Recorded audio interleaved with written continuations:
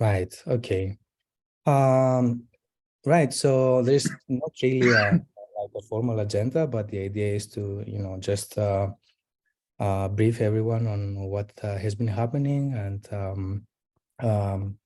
hear some interesting science from some of our members. So I guess I have a few things here to say. So about some important news, I guess, is that we had some discussions about the next workshop.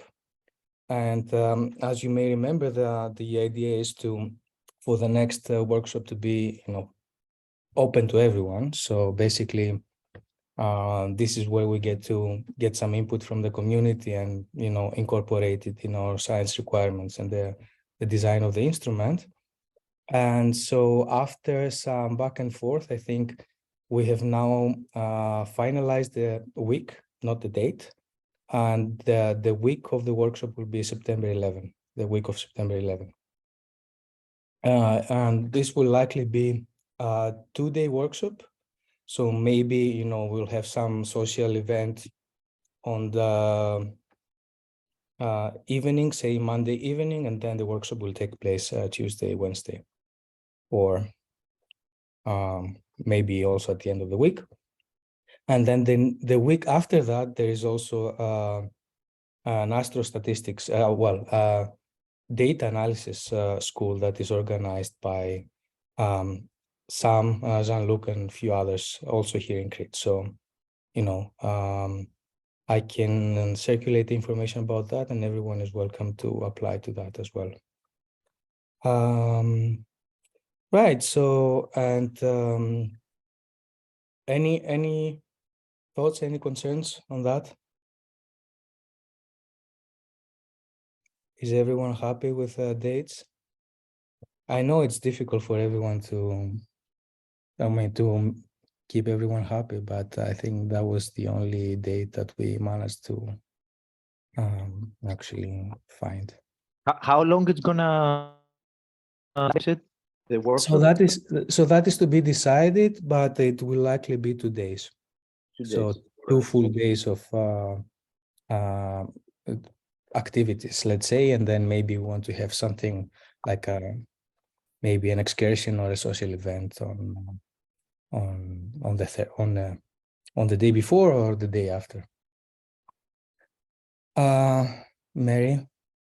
Yeah, so I likely won't be able to attend because at this time I'll be gone in Chile. But I think if the presentations will be streamed online or recorded, I could,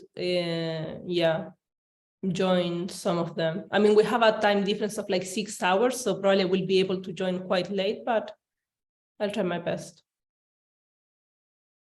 Okay, yeah, I know. Sorry to hear that, but I mean, we'll definitely have some, it will be a hybrid workshop. So I know the time difference will be challenging, but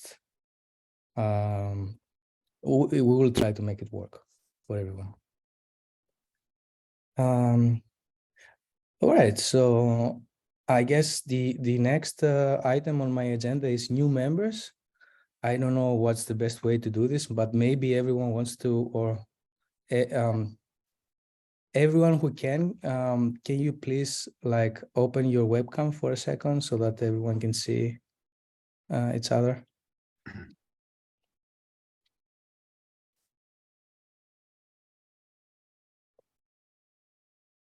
Fantastic, thank you guys. So we have 2 new members basically since last time. So Yumpeng Men from MPIFR.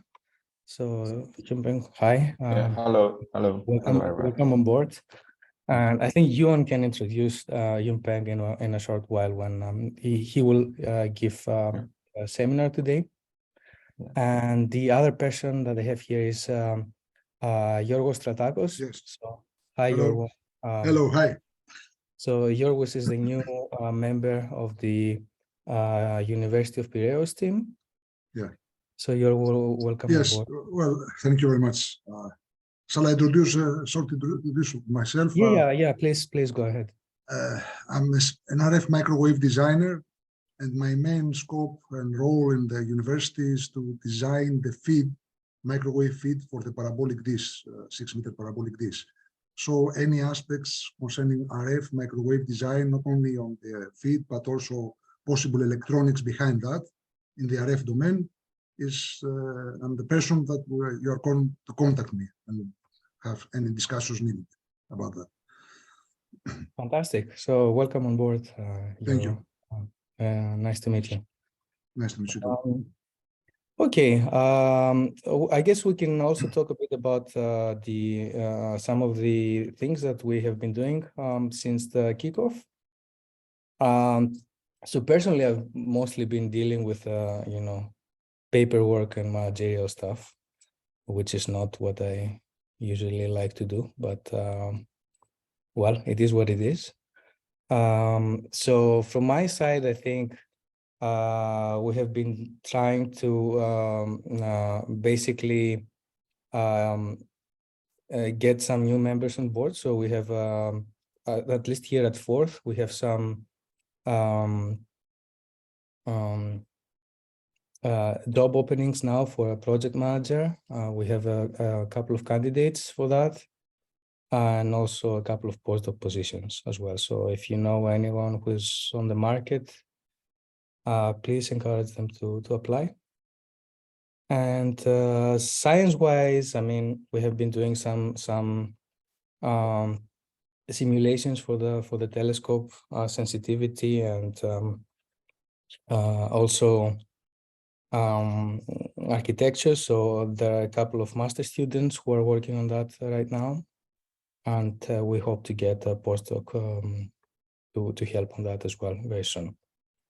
And I guess there is going to be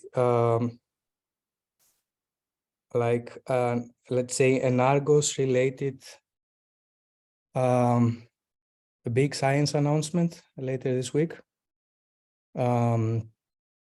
I don't think I can talk about that right now, but maybe we can discuss this later this week. And it's a very exciting development.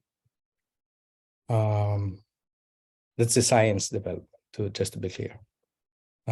Science result. Right. So does anyone else want to say something? I guess there are a few people from the engineering team.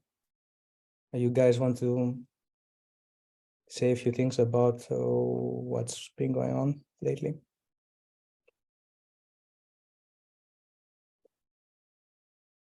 No. Yeah, we can. We have done some survey on dishes on reflectors, and if you want, we can spend a few minutes, and Vasilis can tell you a few things about the survey that we have done so far, if you want, from an engineering point of view. Yeah, sure. I mean, a brief update would be very useful, I think, for everyone. Hello, everyone, from me as well. Hope you're all having a great time wherever you are. Actually, can you hear me? No.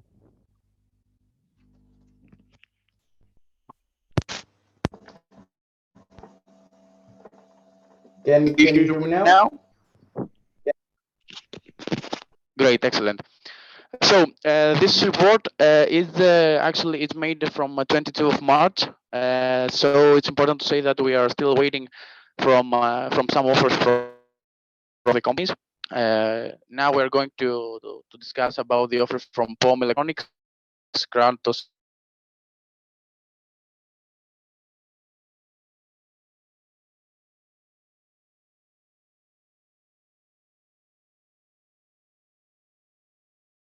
A solid refractor from POM Electronics. It's about the dollars, and it's a 7-meter solid reflector, so not a mesh antenna, but it's with a fixed mount, so there is no tracking system. From Poem Electronics, we also have a very important offer for this 6-meter mesh reflector, which is in $30,000. $30,600. They can make, and as you can see, a better price for a quantity of 16 reflector antennas with a mount with a full sky coverage, as you can see here. This is very important because some of the offers we have some limitations in the azimuth range. This price also includes the transports to Crete and also the feed arms, so we can add whatever feed we have. The most expensive offer we have is from Kratos. It's this 6.5 solid reflector, which is $133,000. This has also the mount, a motorized mount, but unfortunately it's too expensive comparing to the other offers. From Ante Sky, the Chinese company who have this 6-meter mesh reflector, which costs about $6,000. The motorized mount, but also this price includes the transports to Crete. From Ante Sky, you have also some offer for this solid antenna, solid reflector for $14,000. Unfortunately, this offer comes with a mount, but it's a satellite mount, which means that it has limitations to the sky coverage in the azimuth, and also it's not. It comes with a box without a motorized system. And also we have this 6.2 solid reflector, which it's very similar to the previous one. This cost $46,000. This comes with a motorized mount, but also has this satellite configuration in the mount, so it has also some azimuth limitations. So as a conclusion, we believe that for now the most suitable options are the POM Electronic 6 mesh reflector, which also comes with a motorized mount, and the 6-meter mesh reflector with a manual mount. They have a significant difference in the price, but we really hope that within the next days we'll have some more offers and some more options as well. So yeah, that's for us actually.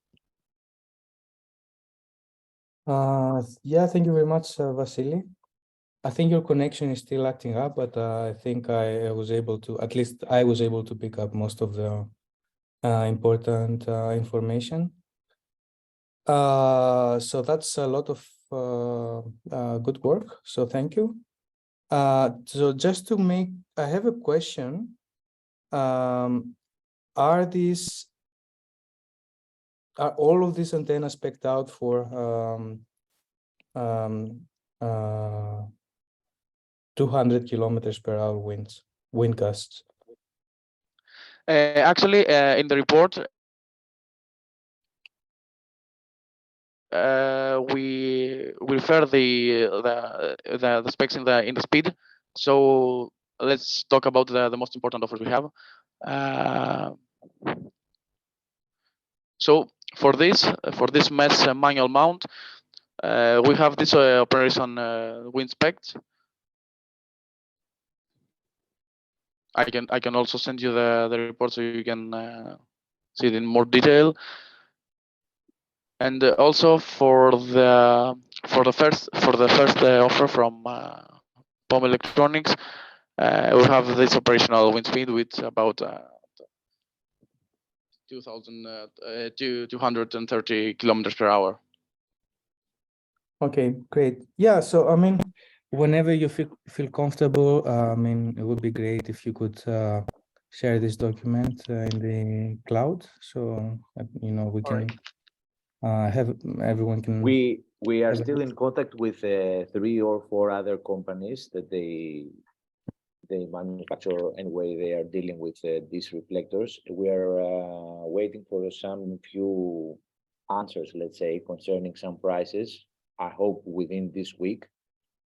So of course, Vasilis can also share it today, but probably we will also share an updated version of this document within the next 1 or 2 weeks, where, let's say, we will have a more complete point of view. Fantastic. Thank you, guys. Sorry, John, quick question. Does POEM also have a version of this antenna which is not motorized? You mean the mesh antenna? Yeah. I believe so. I can ask that if they can send it without the mount, and we can set the price in the report. I think, if I remember well, yeah, they first said to an email that, if I remember well, Vasilis, they said the price something around 10,000 pounds, just for a dish, let's say. And then I think they sent us this price when we asked for a motorized dish. So, yeah, it's for the mesh dish. I think, if I remember well, it's about 10K. Yeah, slightly more expensive than the Ante-Sky mesh dish solution, which is in $6,000. But also brings them out as well. Yeah, that's true also.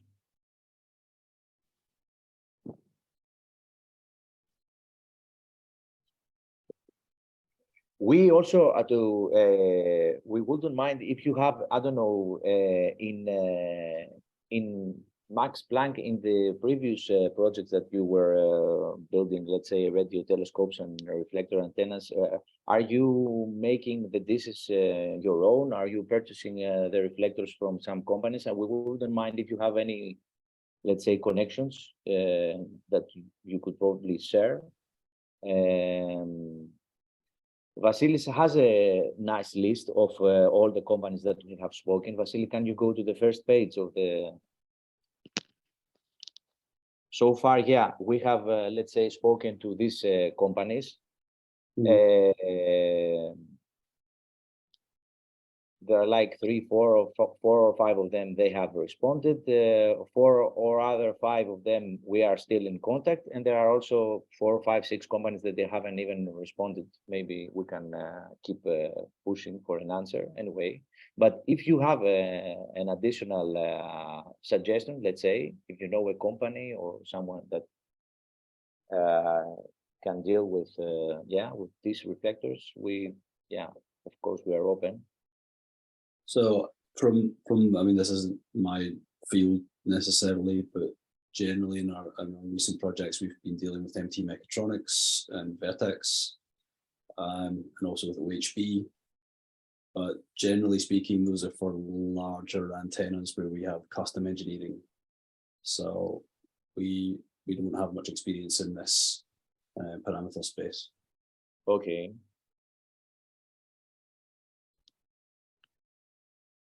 Well, maybe I can comment from, maybe I will activate the camera.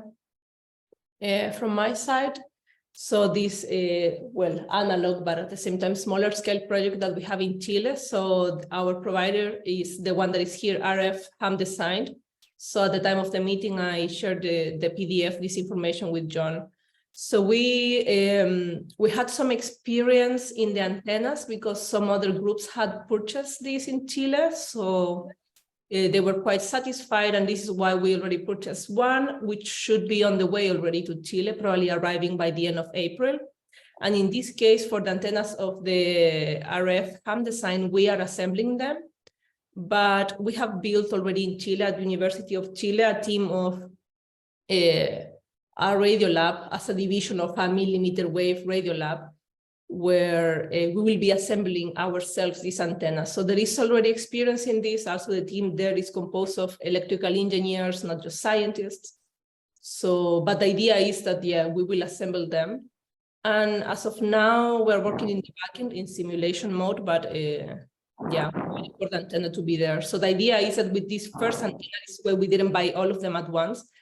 With the first antenna, we see how it goes, but we have some experts in the team that have built themselves these antennas because they come by part. Okay. Thank you, Marlene. Actually, for now, what we know is that RFHAM designer and RFHAM store unfortunately did not produce 6-meter antennas, and we don't have a positive response. But yeah, let's hope that they can make an offer. Yeah, I think this was one of the issues we had as well. Oops. So when we first contacted them, we also had in mind these 6 meters antennas, but then the problem was that they were not provided with the rotor. So for us, this was a key point. And at the end, the options that they had with the rotor were the 4.5 meters and the 3-meter dish antennas, or mesh antennas. And we decided to stick with the 3-meter ones because we already had some antennas installed in Chile. So we bought one antenna, but there are another 3 antennas that will be available for us towards the end of this year already. So yeah, to my knowledge, they stopped somewhere last year doing the 6-meter antennas, which is quite unfortunate because the prices from them is very good as well. All right, thank you for this information. But we don't have an answer yet from them, right? Yeah, exactly. Yeah, we Well, don't have a sure positive answer from our side. We have contacted them, and quite recently, like Friday evening, I think they sent an email. They are asking a few more things about what we want, you know, some details about the dish. We are still in contact. It's one of the companies that we are expecting something, let's say, to arrive. We don't know if we will make it to have a good offer from them, but we're trying. Well, if you need anything, I also let me know if I can help, because I'm in frequent contact with them, because we already purchased one antenna, and with them we are planning to continue getting the new ones. So let me know if I can help somehow. Okay, thank you very much. How many meters is your dish in this Chile project? So it's a smaller 3 meters. Okay, that's one. Okay, yeah. If we will keep speaking to them, and if we need any help, we will tell you. Thank you.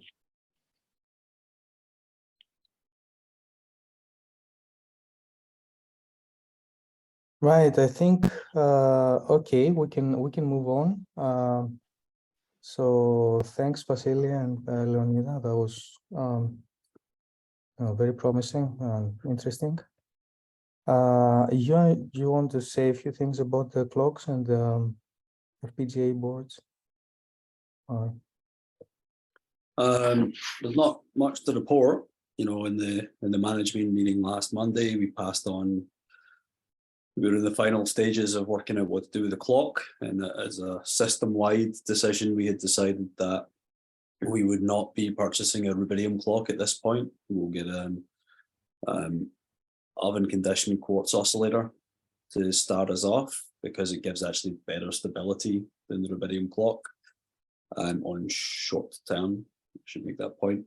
The time when we might decide in the future to get a rubidium clock is if we find that we need to have a freewheeling time standard for whatever reason, lack of GPS signal, something like that. And there, in the design for the clock, we have an option to add a rubidium card at a later date. So that is now with you, John, and I'm expecting purchase goes through you, right? Yes. I think we will make the contact soon. Maybe after the next management meeting. Unfortunately, nothing to report on, or nothing positive to report on FPGA boards at this stage. Anything negative? I mean, negatives is that the world is silent with respect to responding to requests about FPGA boards. So contacted Real Digital, High Tech Global, and had no responses. Contacted at Xilinx. I found out that one of my team, who's now kind of half in my team, Amit, actually has Xilinx University Program access, supposedly. So we've put in a request for a 2x4 board through his Xilinx University Program account.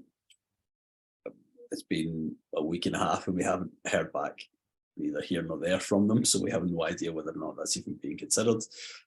In the meantime, we've decided that we're going to pursue direct purchase of a larger board, that's 8 ADC board for development. So we're purchasing that straight through by Xilinx. That process hasn't started yet, but will start this week. Right. So that larger board, would that be able to process more than to handle more than one antennas, or?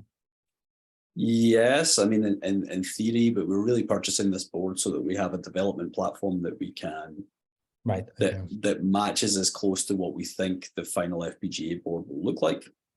The solution from our side is still to go with a per antenna unit, which allows us to do the digitization for the 1 to 3 gigahertz band. The 8x8 board will do double that. So in theory, you could have a 2 antenna solution, but that's not favored from a mechanical engineering perspective for us. We'd much rather have a single box per antenna. The 8x8 boards are also very expensive. So we'd also rather go for a 2x4 board. As I said before, we've requested from Real Digital if they would be willing to either make those 2x4 boards commercially available or give us a custom version of one of those 2x4 boards. But like I said, no response yet. Okay, yeah, fingers crossed.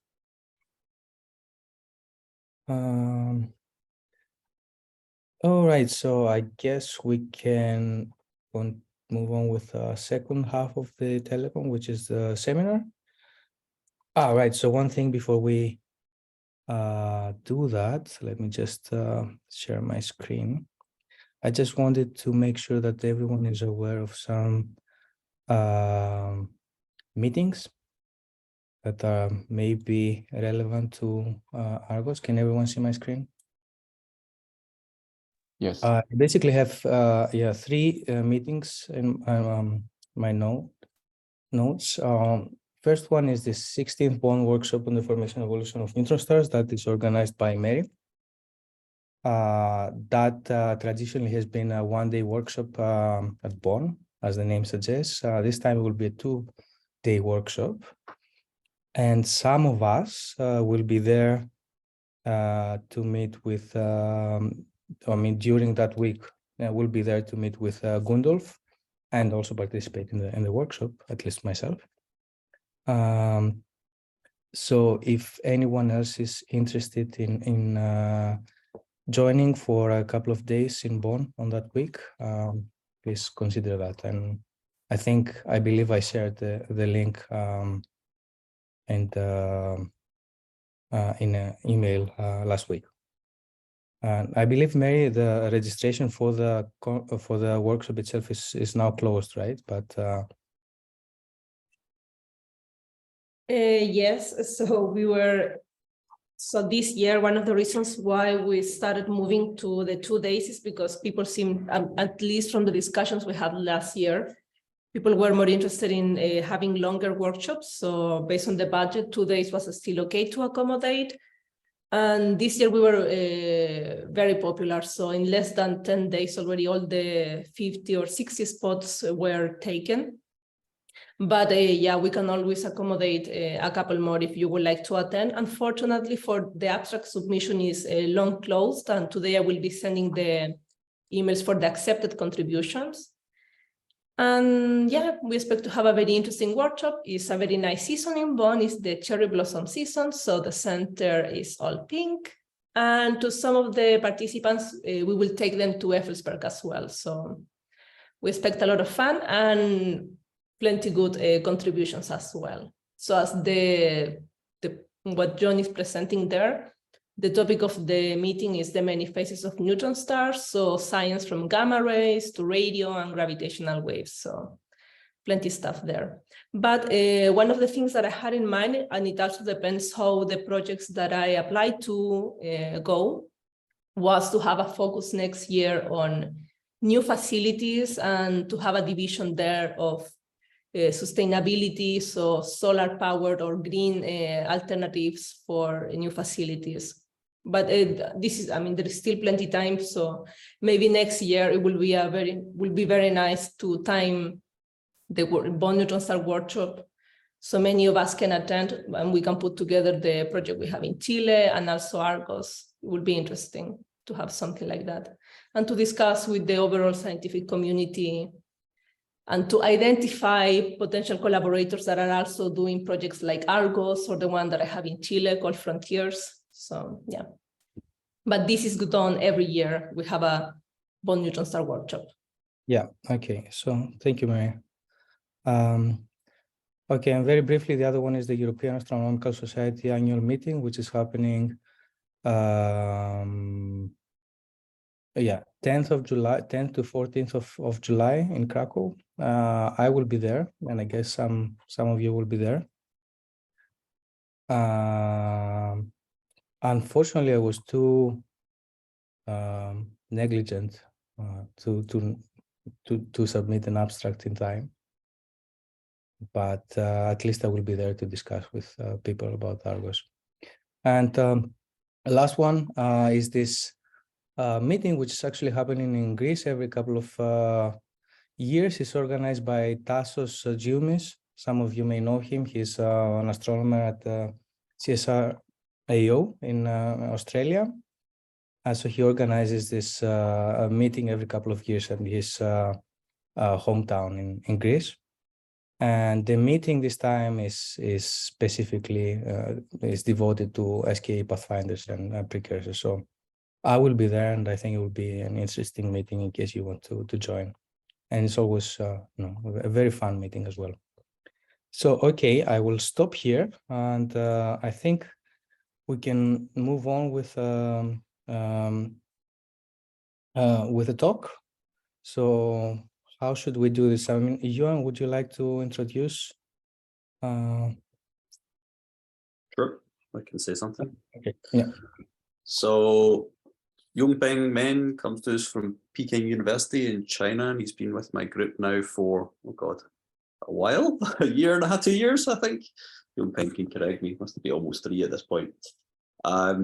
He's come into the team as an expert in firmware, hardware, but also as an expert in transient searching and RFI mitigation for radio telescopes. So kind of crossing the divide between the scientist on one side and the hardware guy on the other side. And for Argos, Yongpeng has recently moved into the role where he will be supporting or leading developments rather on the digitization and channelization units that are planned to go at the Argos antennas. So that'll be digitizers followed by channelizers and packetizers to give out Ethernet data streams that will then flow into the rest of the backend for the system. Yeah, I guess the Yongpeng will tell you the rest as he goes. So without further ado, over to you, Yongpeng. Yes, thank you for introducing. So then I will share my screen and give my talk.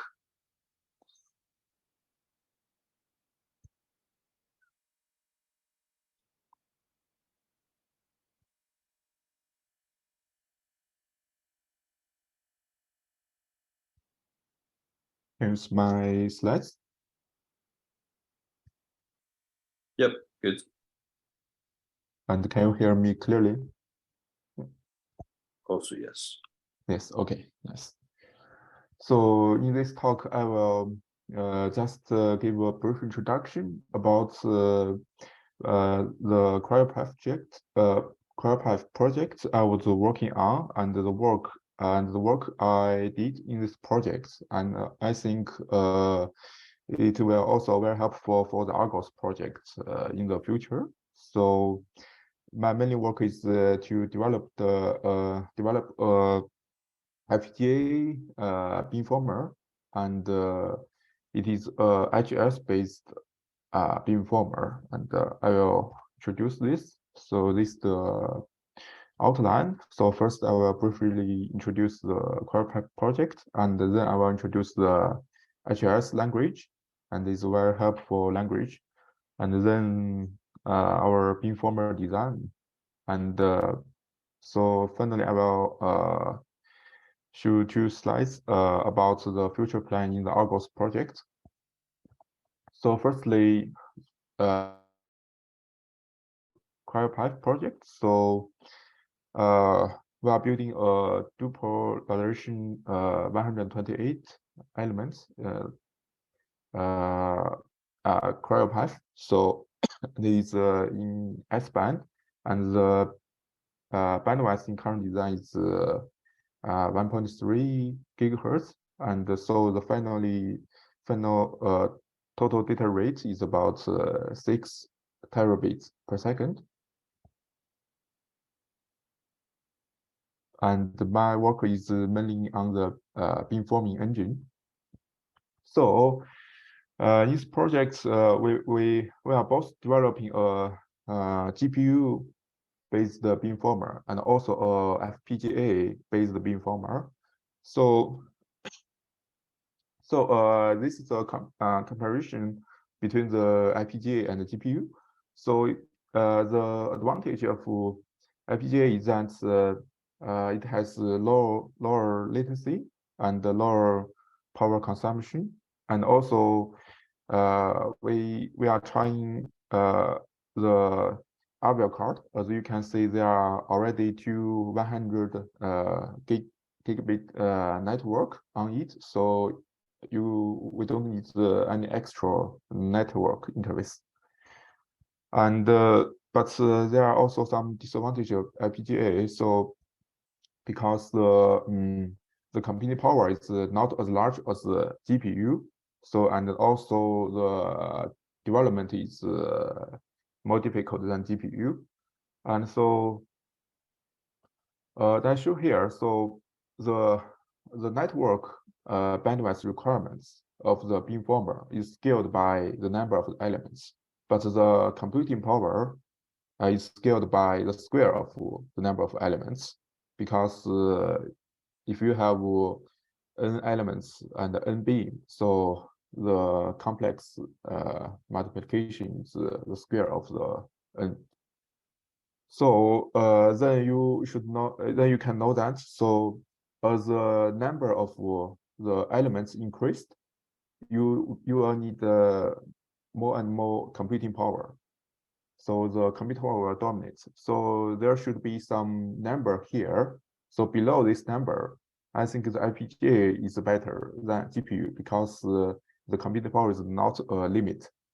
So currently, we have already finished the down selection. So the GPU beamformer is selected because we found that on FPGA, so for two polarization and 128 elements, so the computing power is still a limit, because it's hard. It needs much effort to meet the time enclosure. But in our current experience, so for the half-scale design, the 64 elements is the FPGA is fine for this job. So I will also briefly introduce the HS language. So this is a language that is becoming popular recent years, and now also the Xilinx company recommend this language to to help you to do developments on their FPGA. So the HRS language is based on C++. So you can say the language here is almost the same with C++, and it's a high-level hardware language. So you can easily use to describe your algorithm. So here I give an example of how to implement a Euclidean algorithm. It's just the algorithm to compute the greatest common divisor of the two numbers. So on the right side, you can see the Verilog implementation. So this is a relatively low-level description of the hardware. So you need to describe how the signal changed in each clock.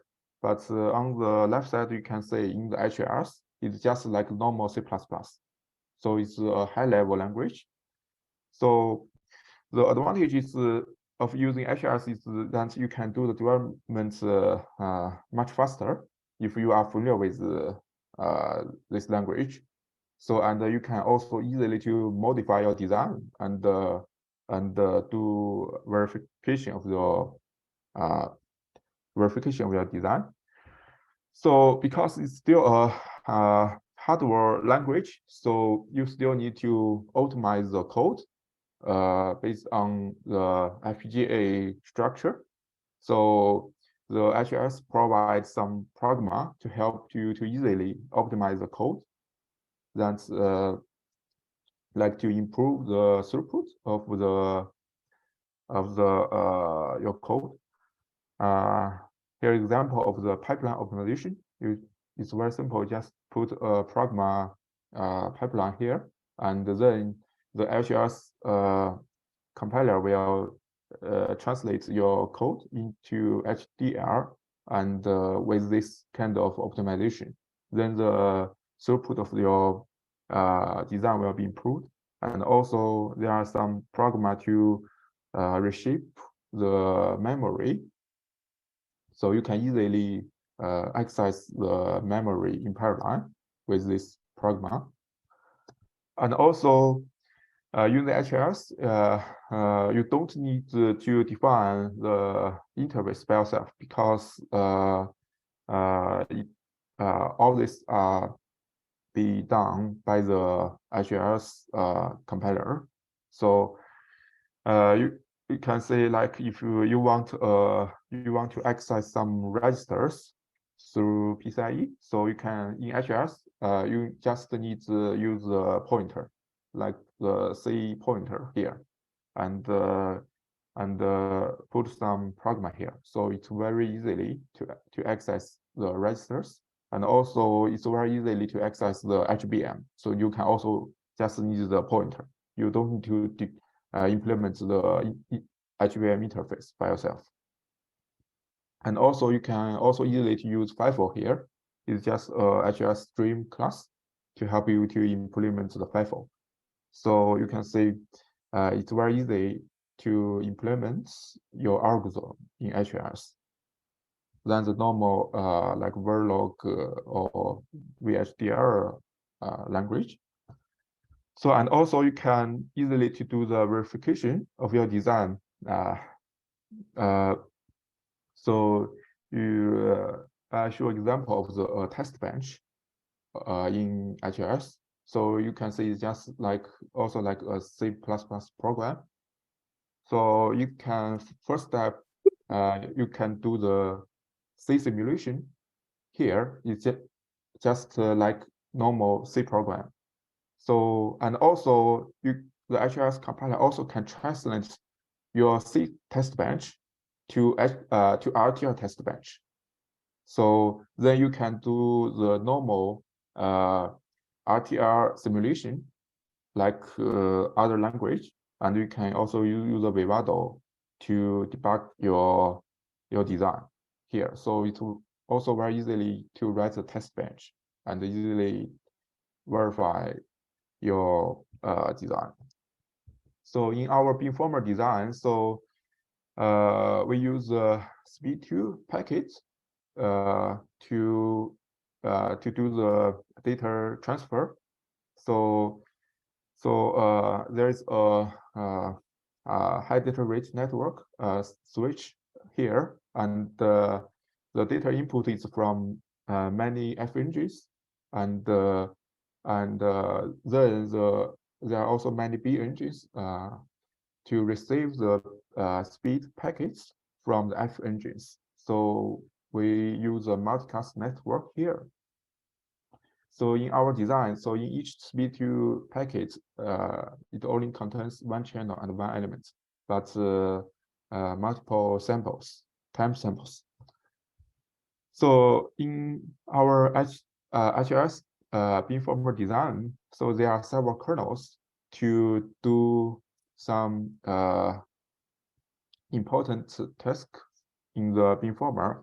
So firstly, there is a reorder kernel to do the packet synchronization and also to handle the packet loss.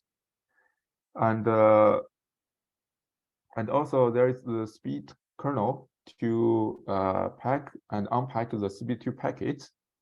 And also the consortium kernel is used to do the consortium to solve the consortium problem. And also there is a beamforming kernel.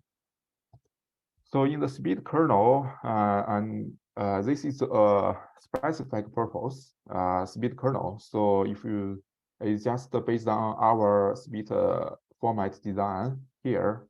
So if you want to use it in other design, you need to modify the code, but it's very easy to modify it in HLS. So and in this kernel, the basic job is just to remove the header and put it in channels, and then transfer to the following kernels. So and the resource usage is very small for this kernel. And also the reorder kernel. So in the design, the basic idea is just to use a map on HBM. So because when we get the packet, we know the ID of the element and the ID of the channel, and also the timestamp. So when the reorder kernel receives the packets, it will put in the correct position in the HBM based on this map. So and also you can say this kernel, the resource usage is also small, and all this matrix is 32 elements prototype. So and now we are doing prototype on 64 design, but this is just a former matrix. So the resource usage is also very small here. So mostly just on the HBM interface, the resources are used on to implement the HBM interface. So and also there is a consortium kernel. So the basic idea is also similar with the reorder kernel. There is also a map to here. So in the consortium, you need to do some transposition, because when you do the beamforming, you need to put the elements on one time in one group and do the beamforming. But when you receive the data, because you receive the data from multiple FMG, so the element is not the most inside the dimension. So you need to do the transposition to transpose the order. So and we use a map here and to do the transposition. And also the resource usage of this kernel is also very small. It's just use some RAM here. So because after the reorder kernel, all the packets are in the correct order. So not so much RAM is used here. And for the beamforming kernel, so the basic idea is to just to implement many complex multiplication units. So to do the beamforming in parallel. So in each unit, so in our latest design, so each unit it will perform two beamforming. It will do beamforming on two beams, and also the unit will be chained together to improve the timing performance. So and also in the HRS design, you can easily to modify your design. You can easily to rescale your design. So because we just use some micro parameters here, you can just change these parameters to rescale this design. So it's very easily to modify your design in HRS. So it can significantly improve your development efficiency, but you need to first to be familiar with this language first, and so in the design, so most of the resource usage will be on the beamforming kernel. So and this is the beamformer in the beamformer design of the CRAPA project, and I think also this design we can also use in the Argos, because in the in the initial phase there are only 16 elements, so the FPGA beamformer is enough to handle this data rate. And so I will briefly introduce the future work in the Argos project. So I will I will work on the digitizer, channelizer, and packetizer development. So currently, probably we will choose one of this board. So on the right side is the 4x2 board. As you can see, there are 4 ADC and 2 DAC. So in our current design, because the band we use here is 123 gigahertz, and if we want to do the direct sampling, we can divide this band into two 1 gigahertz band. So such as 122 gigahertz and 223 gigahertz, then we can just do the direct sampling. So in each band, there are 2 polarizations. So in total, we will need the 4 ADC. So the RFSOC 4x2 boards, because it just has 4 ADC, so it's ideal board for our use case, and it has a 100 gigabit network output. It's very fit for our user case. But because the purchase issue, we maybe also choose the larger board. So on the left side, this is the RFSOC ZCU208 evaluation board from Silence. So there are on this board there are 8 ADC, and each ADC can working on the sampling frequency of 5 gigahertz. So and also there are 4 SFP28 interface. It can handle the 100 gigabit network in total. So I think we will probably use this board to do the development first. And so this slide just shows some basic concept in my mind currently, because we haven't started the development. So in my mind. So I think I will implement the channelizer based on the HAS and the silence IP. I think it's enough. So the basic idea is, so for the ADC and the FFT and also the network parts, there are already the silence IP you can use directly. And because if we want to implement a polyphase filter here, we may also need some FR filter. So for this part, we can just use the HAS.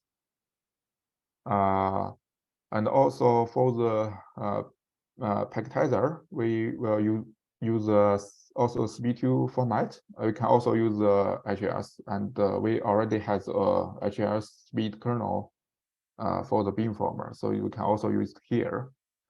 And I also choose a plot here. It's 16 taps polyphase filter, and this is just based on the theoretical calculation. I think this is enough. And I also check on the internet about some work other guys has been done, and I also find there are also some people, they have already implemented some oversampled polyphase filter bank on the RFSOC, and I think it's a very good reference for our projects here. Yes, these are some basic ideas currently before the development. So, and this is a summary. So in the CryoPipe project, now we are developing a 16.4 element prototype HRS-based beamformer. Currently, it worked as a demonstrator. So, and also we're also trying to improve the timing performance of the design. And for our current status, we can already to make the beamforming kernel run at a clock frequency of 350 megahertz, and this is enough to handle a 150 gigabit per second data rate on each card. And there also need some further testing when we finish the integration of all the kernels. And I think these developments are also very helpful to the Argos project. And yes, this is my talk. Anyone has some questions? Thank you very much, Yunbeng. I have one question, please. Concerning the GPUs, I've seen you mention 3090, right? At the beginning. Yeah, at the beginning, yeah. Yeah, why not? I was speaking today with one of our suppliers, and they say that that series is almost end of life. I mean, we will not be able to find them easily in the next month. Yeah, this is just former design. Now, I think we will use the latest 4090 probably, yeah? Yeah, yes. Cool. Okay. Yeah. Yes.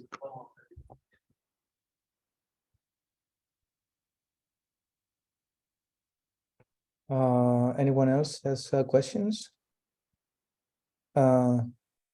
Actually, I do have probably a very naive question. So what is currently limiting the timing stability of this implementation? You said that you're trying to improve the timing performance. Yeah. So because unlike the SDR language, so in HRS sometimes you can hardly to control the signals in the design, so it will more difficult to meet the time closure. So here we also put some effort to improve the time performance, and so finally we can achieve achieve the clock frequency of 350 megahertz now. Yeah, because the HS is a high-level language, so it's not so easy to solve the timing issue compared to the HDR language. Yeah. I see. Thank you. I see a hand raised by Weiwei. Okay, thank you. Yongmeng, can you mix these two language? Yes. So in the